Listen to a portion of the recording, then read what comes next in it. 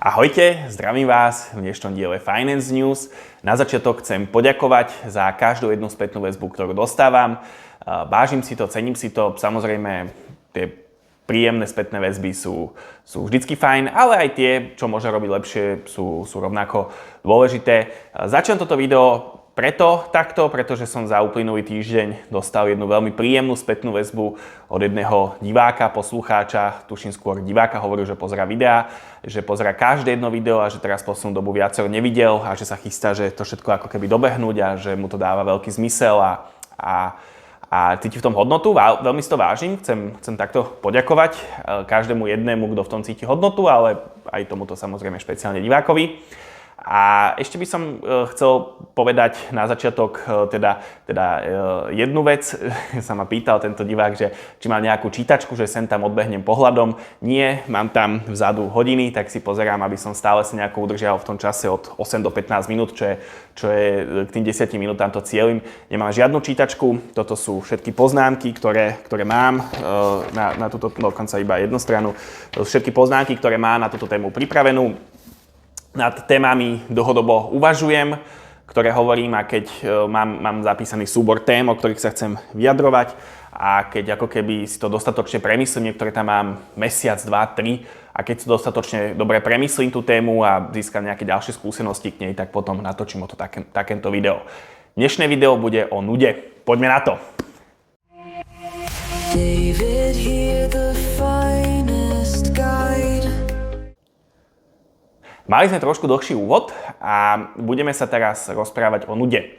Nuda je naozaj veľmi zaujímavý fenomén, pretože v prvom rade chcem povedať, že som to vnímal tiež tak, že proste ako neviem, čo mám robiť a nič ma nezaujíma, nič ma nebaví a ja neviem čo, proste niečo zaujímavé a tak ďalej, čo je samozrejme tiež súčasťou nudy, ale nuda má nejaký hlbší kontext a nuda je v tom, že nie, že by som nemal čo robiť, ale že v tom, čo môžem robiť, nevidím zmysel. Proste jednoducho mi to zmysel nedáva a buď to nechcem robiť, alebo to proste musím robiť z donútenia, čo sú najčastejšie práce v zamestnaní, v ktorých vlastne nevidím zmysel.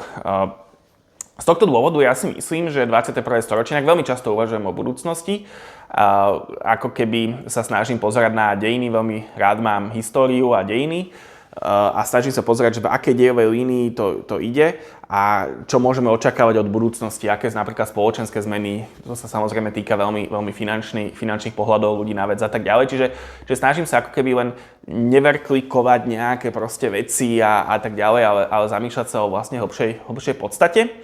A z tohto poznania ako keby dávať ľuďom rady, čo sa týka financií a konkrétnych finančných produktov. Ale teda, aby som hovoril o tom 21. storočí, tak si myslím, že to bude storočie, v ktorom ľudia budú mať veľmi veľa možností, budú pribúdať tým, že aj finančné možnosti budeme tu mať v tomto dieli o tejto nude. Budeme pravdepodobne, to sme sa ešte na Vysokej škole ekonomickej učili, že možno globalizácia ako megatrend druhej polovice 20. storočia naráža na svoj limit a začína realokácia.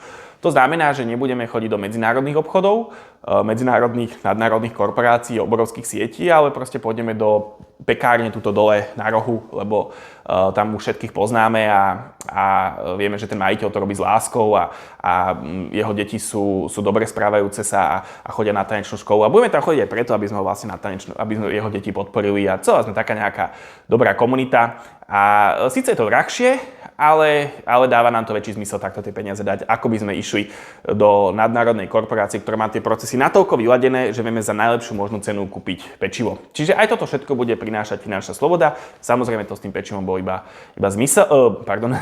príklad. A toto všetko bude tiež prinášať finančná sloboda, na ktorej my finančníci akože veľmi intenzívne pracujeme, aby spoločnosť do tohto stavu došla a každému jednému vďaka tiež, ktorí nepracujú s finančníkmi, ale snažia sa sami u seba a vo svojom okolí pretože my sme len nejaká pomoc tomu človeku. Tá hlavná robota je samozrejme na tom danom človeku, aby sám seba dostal do role finančne slobodného človeka a rentiera. V tomto pohľade je naša pridaná hodnota len, lebo 70% tej práce je na tom človeku, ale z nejakého toho, aký dokáže mať impact na toho človeka, si nemyslím, že to slovo len je náležité. Ale každopádne, Teda takto nejako bude vyzerať 21. storočie a v tomto kontexte sa nadnárodné korporácie začnú veľmi otriasať v základoch, pretože ľudia budú mať možnosti, bude väčší dopyt po freelancingoch, po práve takýchto menších prevádzkach, freelanceroch, po takýchto menších prevádzkach a nadnárodné korporácie si začnú klásť otázku, že ako my tých našich zamestnancov udržíme, lebo to už nepôjde iba zvyšovaním príjmu, pretože oni nevidia v tej práci zmysel, mnohokrát to počúvam, že sú len v podstate bezvýznamná súčiastka v nejakom súkolí, čo je v zásade kapitalistický cieľ, aby to proste fungovalo bez ohľadu na človeka, ale teda aby človek bol nahraditeľný v tomto súkolí, ale teda 21. storočie bude o tom, že ľudia budú čím ďalej ako keby viacej hľadať zmysel v tom, čo robia a to je práve tá téma nudy. Čiže týmto obrovským myšlienkovým, možno trošku väčším, možno až takýmto obrovským myšlienkovým oblúkom som sa zase vrátil späť k nude. To bola na tému 1. Zatiaľ sme len v tejto časti tohto papiera, to je strata zmyslu. Potom tu mám počiarknuté napísané, príliš veľa komfortu. No a to je druhý bod, ktorý zo sebou nuda prináša. A je to také fascinujúce v tom, že som natočil zo pár videí v minulosti o tom, že prečo by človek sa mal snažiť, makať, usilovať, drieť jak kôň. A tieto videá akože vôbec nemali dobrú odozvu, mali málo zhliadnutí. Nie, že by ostatné mali veľa zhliadnutí, asi sám do seba robím srandu, že som neúspešný youtuber, ale v tej mojej definícii úspechu, že sa prihováram k ľuďom, ktorých poznám, mi to dáva zmysel.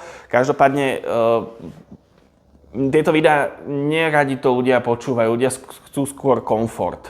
A to je ako keby ten boj, taká nejaká dichotómia v nás, že na jednu stranu chcem komfort, na druhú stranu sa chcem realizovať a ísť mimo komfortnej zóny. A toto je taký nejaký vnútorný konflikt dnešného moderného človeka, v ktorom keď sa naučí balancovať, tak bude to úplne že super. Príliš veľa komfortu škodí, zabíja, aj ako rodič si na to dávam veľmi veľký pozor, aby som pred deťmi nevystielal cestu, aby oni sa nemuseli o nič snažiť, ale snažím sa tak, aby boli dostatočne silné na to, aby tie prekážky dokázali prekonať, že nie ich odstraňovať prekážky, ale ako keby ich posilňovať v tom, aby tie prekážky zvládli.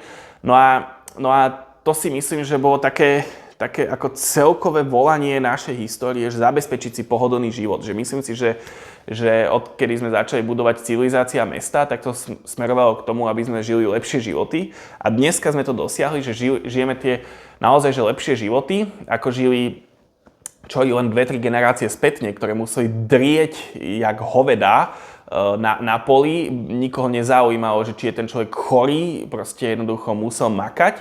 A to je inak aj priestor, prečo to aj veľmi súvisí s tou nudou, lebo títo ľudia sa akože nenudili. Nuda je fenomén toho, že už nemusím, ale môžem. A to je ten zabijak, že nemusím, ale môžem, ale zároveň musím. Ja by som toto doplnil. Prečo musím? Nie kvôli obžive, ale kvôli samému sebe, lebo moje telo bude chátrať, môj duch, moja myseľ bude chátrať a ja sa ako človek potrebujem prirodzene rozvíjať dopredu.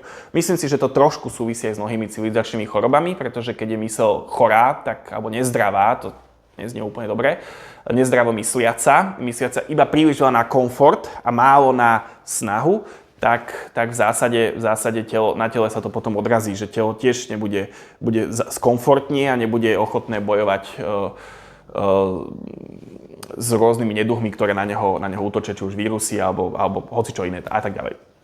Každopádne, tá dichotómia je veľmi dôležité si to uvedomiť, že na jednu stranu mám si užívať, čo mám, ale nezostať v tom príliš dlho a na druhú stranu proste makať na svojich víziách, cieľoch. No a vízia a ciele, to je niečo, čo je naozaj veľmi dôležité si dodefinovať. Veľakrát je to taká červená niť naprieč mnohými mojimi videami, ktoré mám, pretože to považujem za skutočne dôležité a z pohľadu finančného plánovania je to iba jeden odtieň z toho, čo je pre ľudí dôležité, aby mali financie na to, aby sa vedeli rozvíjať v tom, v čom cítia svoje talenty a jedinečné schopnosti. To je pre mňa zmysel finančného poradenstva, ktoré robím. A ešte by som chcel povedať poslednú myšlienku, že že teda prichádza ako keby nová spoločenská výzva, už som to trochu hovoril, z toho pohľadu, že sme vyriešili naozaj, že mnohé problémy, ktoré naši starí rodičia, možno aj rodičia, starí rodičia a tak ďalej mali, a to je vôbec existenčné potreby. Že niekto musel proste makať, aby vôbec len prežil, to boli hlavné výzvy v minulosti. Potom, povedzme, niekde v okolí druhej svetovej vojny to boli problémy bezpečia, ale odkedy sme vytvorili medzinárodné inštitúcie, tak v zásade sa môžeme cítiť bezpečie. Ja si myslím, že mnohí sa cítime. A napríklad na takej Ukrajine určite nuda nie je. Hej? Nie je nuda preto, lebo musia proste bojovať, majú svoj cieľ, a to je prežiť a bojovať o holý život. A všetká česť im, a veľmi im držím palce, a sú to naozaj že hrdinovia, obrovský ako zdolávajú, a nikto im neveril na začiatku, a oni proste zmenili celú paradigmu boja dnes a podľa môjho názoru vyhrajú, a ja im tom naozaj že fandím a skláňam sa pred ich odvahou. Ale každopádne tam sa určite nenudia, lebo musia bojovať o prežitie. A to sú také štácie, najskôr sú existenčné potreby, potom sú potreby bezpečia. No a tá tretia časť je to, kde sa naša spoločnosť dneska nachádza, a to sú sociálne potreby, a možno aj by som povedal, že z polovice je tá štvrtá časť, a to sú vlastne potreby uznania. Veľmi to súvisí s tým, že mám kamarátov a som medzi tými kamarátmi dobre hodnotený. Čiže toto si myslím, že je fenoménom dnešnej doby, kde sa ľudia nachádzajú, že potrebujú uznanie, potrebujú mať okolie, potrebujú mať skutočné vzťahy, potrebujú tie skutočné vzťahy ich pečovať, ich vytvárať, ich zveľaďovať, naozaj, že úprimne autenticky a dostávať spätnú väzbu v podobe uznania, že sa oni ako ľudia, ako bytosti posúvajú ďalej. A toto je podľa mňa to, kde si potrebujeme ako spoločnosť zadefinovať ďalšie ciele, každý sám individuálne, a na tých cieľoch pracovať. A pracovať samozrejme nie je úplne akože pohodlné, oni sa naozaj že mimoriadne usilovať, ale hovorím, ako som už hovoril, 100% pohodlnosť nie je cieľom. Cieľom je taká pohodlná nepohodlnosť, alebo nepohodlná pohodlnosť. Akože takej raz tak. Dobre sa to prirovnáva k cvičeniu, makám a potom regenerujem. Obe dve zložky sú strašne dôležité. Aj tréning, aj regenerácia. A to si myslím, že je aj komfortná, aj nekomfortná zóna. Takáto dichotómia sa dá pekne použiť, alebo takýto príklad sa dá pekne použiť v tomto kontexte. No a ešte by som na záver, úplne že záverový záver, to je záver na druhu, chcel povedať, že dlhé, už asi v podstate roky uvažujem nad tým, čo jeden z mojich mentorov a kaučov mi povedal, keď sme mali také stretnutie, je to Gerd Fink, teraz mal 70 rokov, a v podstate priviezol OVB do strednej a východnej Európy, a má asi celá stredná a východná Európa, to sú tisícky, možno 10 000 maklérov v rôznych krajinách, myslím, že v 9 krajinách alebo v koľkatých, asi možno 10 000 maklérov je v jeho štruktúre, a naozaj, že fantastický človek. V živote by ste to o ňom nepovedali, aký je extrémne skromný, keby ste teda ho poznali. A mali sme s ním také stretnutie, bolo nás tam asi 30, a povedal jednu veľmi významnú vetu. Na to dlho uvažujem, to stretnutie bolo možno v roku 22 alebo takto, alebo 23, neviem, že ak ľudia dnes naozaj niečo chcú, tak je to uznanie. Dajte vašim ľuďom uznanie. A stále to mám nejako v mojich poznámkach zapísané, a stále som niekde na pozadí nad tým uvažoval, a v zásade cez túto nudu som sa ako keby opäť dostal k tejto myšlienke, že uznanie je presne to, čo si myslím, že tak veľmi dnešná spoločnosť chce, a preto sa tak usilujeme o tie lajky, o tie videnia, že sme dosť dobrí a tak ďalej. Myslím, že mnohí budú rozumieť, o čom hovorím. A to je teda tiež, to trošku tak súvisí s tou nudou, že takýmto spôsobom sa snažíme tú nudu ako keby